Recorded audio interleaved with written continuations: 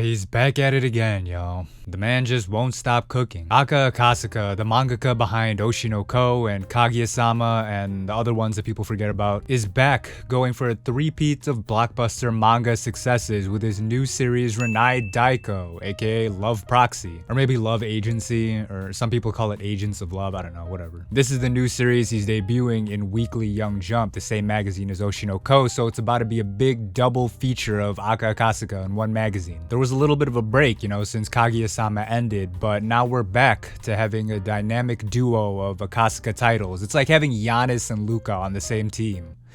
One of you please come to the Bulls, by the way. But that's assuming Renai Daikou will have the same level of popularity and success that Akasaka's other titles have had, which, we'll see how that goes. But yeah, I checked out the first chapter, and there's only a few out so far at the time of this recording, but I want to talk about it with y'all, because, it looks aight.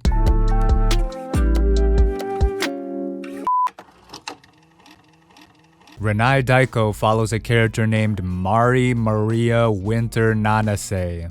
Yeah, I know. She's a half Swedish, half Japanese girl who's popular, good-looking, intelligent, and athletic. She's basically as perfect as it gets, except for one thing. She can't talk to boys. How quirky, am I right? She's gotta keep up the act though, so she puts on a performance of being a playgirl romantic with plenty of experience with men. Despite that, she is a teenage girl, and according to the laws of manga, that must mean she's an innocent maiden yearning for youthful romance. And she does have a crush. It's this dweeb who looks like he has a maxed RuneScape account and an anime figurine collection. She spends all day in the library in an attempt to get closer to this guy. His name is Seiki Masaya. But because of her fear of interacting with men, that's about all she can manage. That is until she comes across, I think it's like an advertisement in a book. It looks like something you'd see in a magazine, but she's reading it like a hardcover book, so I don't know. There's even a QR code on the ad, which you normally don't see on something that looks like it could be from the Library of Alexandria. But anyway, the ad is for Agents of Love, a service where a virtual assistant will help you with all matters of love and romance. Look, they even have a cute marketable mascot. How nice. This assistant, named Kon, promises to take over every aspect of Mari's love life to guarantee she can pull her guy Seiki. Kon gives her some borderline problematic advice about changing her appearance to fit the taste of Japanese boys, which is a whole lot to unpack for another time. But basically, Kon has Mari change her appearance to a more quote-unquote natural look while giving her lines to say through an earpiece. Kon also has an app on Mari's phone so that once Mari gets Seiki's contact info, she can send DMs and nudes on her behalf, or something like that. Through a bunch of convoluted rom-com hijinks, Mari manages to get Seiki's number despite her negative riz. Standard stuff for the first chapter of a goofy romance manga, right? But this is the guy that made Oshinoko and Kaguya-Sama, so you already know there's gotta be a catch. Turns out that Seiki is also using the love agency service. He's actually a good-looking, charismatic dude who is just putting on the whole introvert bookworm act on the advice of his assistant named Pon. We reveal the two operators behind Kon and Pon as well as their clients with a nice dramatic spread panel.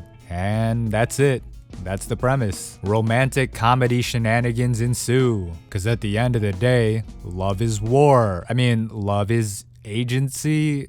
I don't know. So that's the first chapter of Renai Daikou. Pretty interesting, no? Looks like after the nightmare roller coaster of emotions that was Oshinoko, Aka Akasaka has decided to return to his romantic roots. If y'all don't know, he retired from drawing manga a few months back, so for this new series, he's working with up-and-coming artist Nishizawa 5mm. 5mm, is that right? 5mm?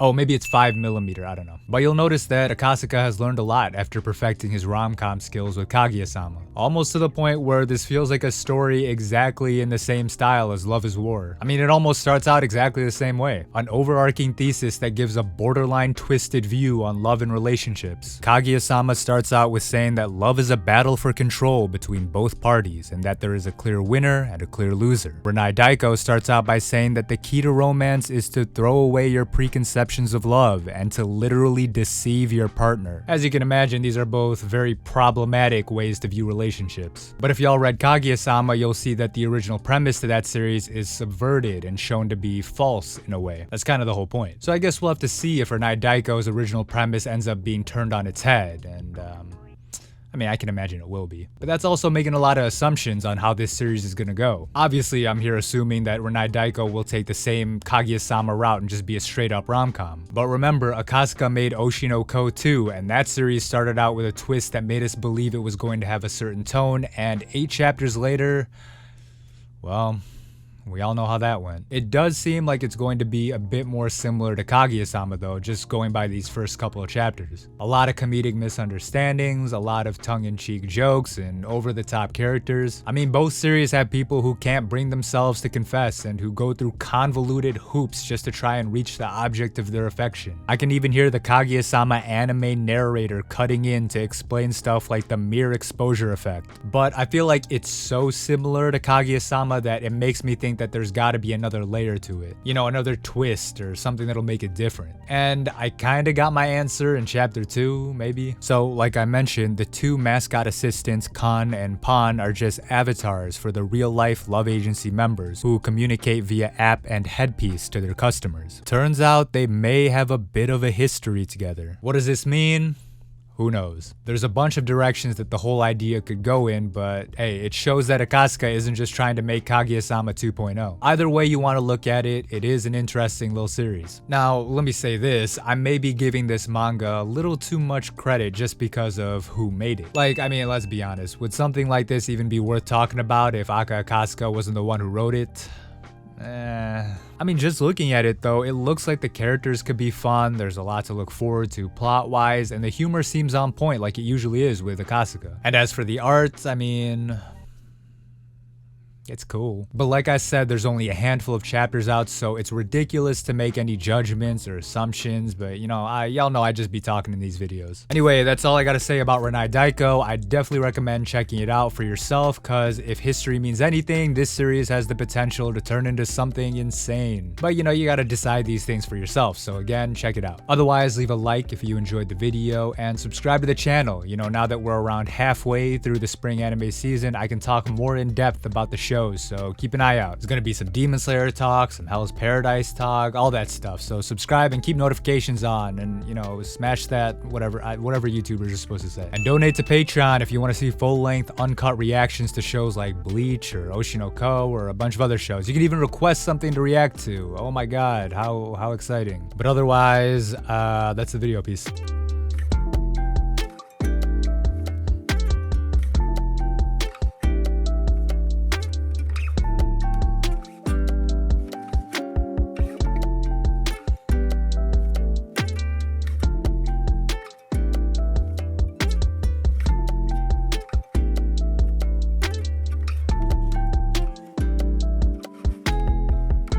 I don't know why, but the first thing this manga reminded me of was the 1987 movie Roxanne. You know, the one where Steve Martin plays a dude with a really big nose? It's sort of the same thing. I mean, Steve Martin is in love with some lady, but he's self-conscious about his nose, so instead he helps this dude get her by talking to him through an earpiece. Not exactly like Renai Daikou, but who knows? It may be foreshadowing for how the people behind Kan and Pan will interact with their clients. Yes, no, maybe. Y'all said I'm reaching? Damn, my fault.